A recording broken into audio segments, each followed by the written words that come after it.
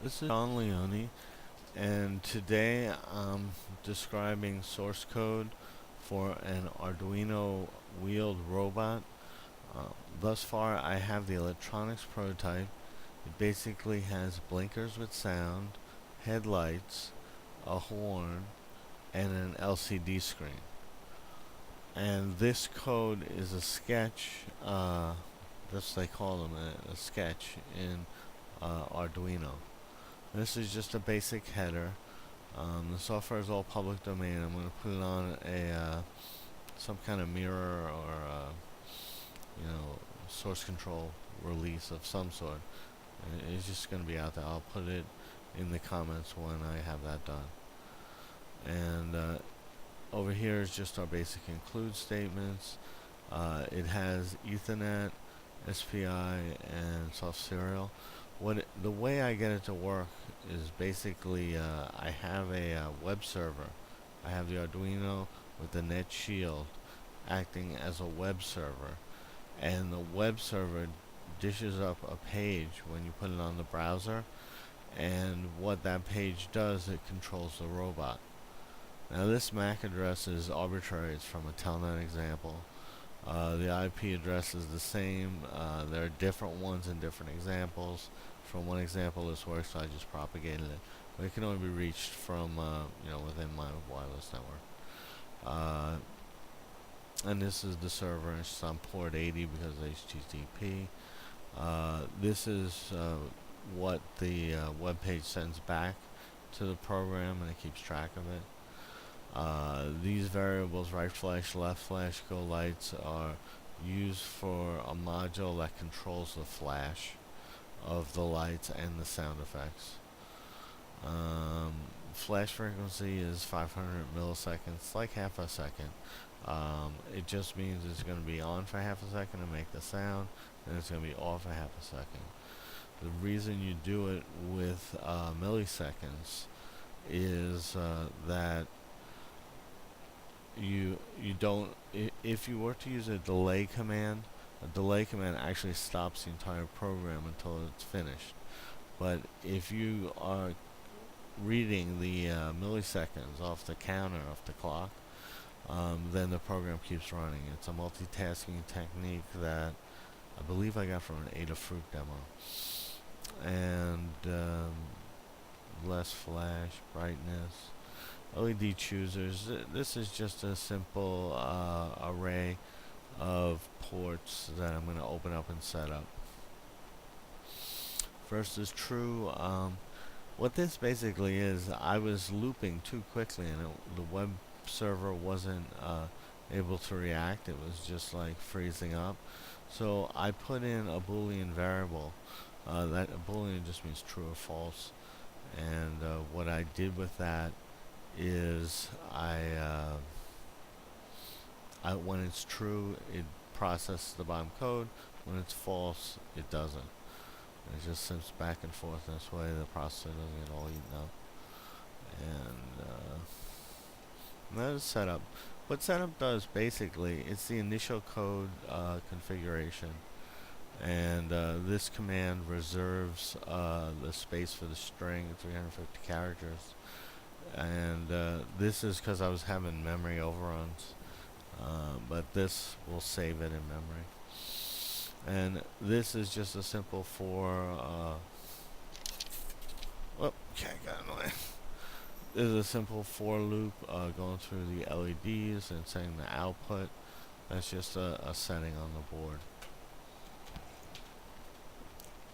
Ethernet begin, it's just the starting of the server here. And then serial begin, this 9800, is the path back to the development environment, so I can see what's going on, if it's good or bad or whatnot. The simple diagnostic stuff. Now this LCD begin, this is the LCD screen, and this actually is a lot of hexadecimal crap. I copied a lot of this right out of the Adafruit tutorial. I modified it slightly with the color, but things like the and this does have delays in it. It because it's in setup. It's a little bit hard to explain, but all I basically did was I took all these commands, and then on the various setting of the command, I would adjust it to make the LCD. And this void loop, this is the main loop of the program. And this check flash is just running a subroutine that checks the flashing of the turn signals, if they have to be on, if they have to be off, if they have to beep, or whatever. And this is just checking to see if they got a web page. If they have a web page, it's true. Then it goes through this stuff where it's basically sending back an HTTP request and saying, okay, this is closed, and then it's sending a web page. And I don't know if you read HTML. This is just basic HTML that I'm sending, and I have some JavaScripts in it. These F commands here are to free up the memory from these strings, and it's something called SRAM. Now with the Arduinos you have a very limited amount, and by using the F command it frees up that memory. And this is off horn. That's my little JavaScript unload of the page. And then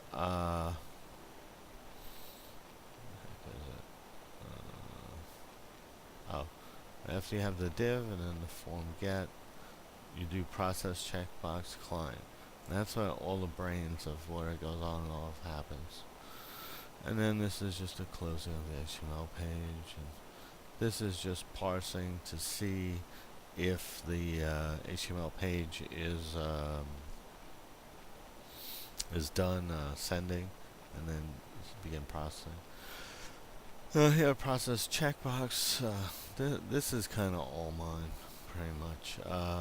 This is the first command with the first equals true, then it processes it, then first comes false, the next one doesn't process. That just gives the computer time to react. These serial print lines, this is diagnostics. You can actually press a button and see a serial screen, and you are able to see what it's trying to parse from the web page. Now these variables are just being set to blank, but if any of these are turned on, it'll say checked. And in here, see where it says string copy that to check.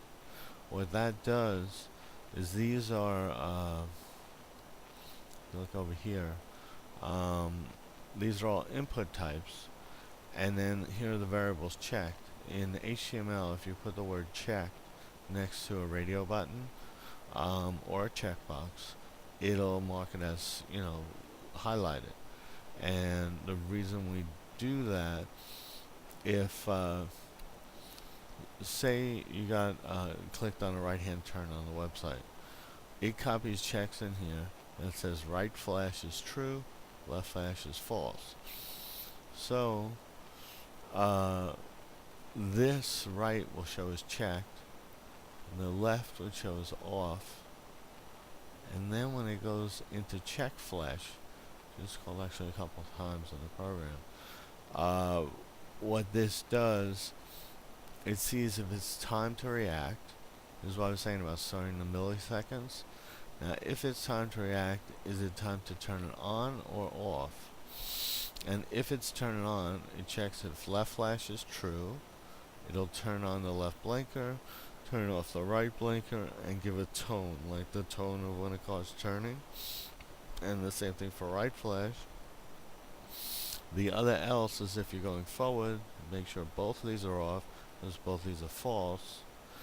And here, if the time isn't right for a flash, the time is right for the off of the blink, it turns them off here. And this just resets this to the current seconds. Now Go LCD is similar. No, it's not really similar. It basically is the minimum I could get on the LCD screen. It uses these same variables, left flash, right flash, and or forward, and if it is left flash, if the left blinker is flashing with that other routine, on the LCD it's going to say Munchkin Mobile on the top line. That's like her license plate. And then going left, if they're making a left turn, going right if they're making a right hand turn, and then just cruising.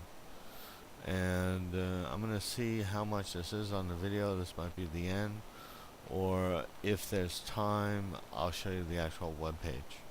Thank you. Okay, we did have a lost room, so here's the web page. It's nothing fancy in terms of style sheets or anything like that. It's just, using a div with a centering command.